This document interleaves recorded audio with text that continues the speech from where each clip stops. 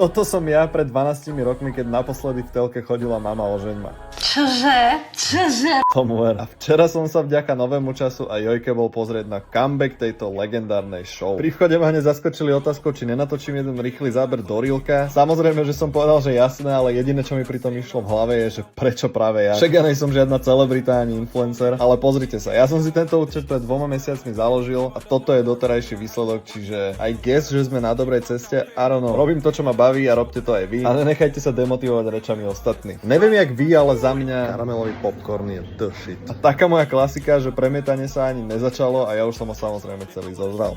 A proste nemohol som odísť z tejto sály bez toho, aby som naplno využil tieto sedačky. Prečo to viac nejde? Nejde to. Pokazené.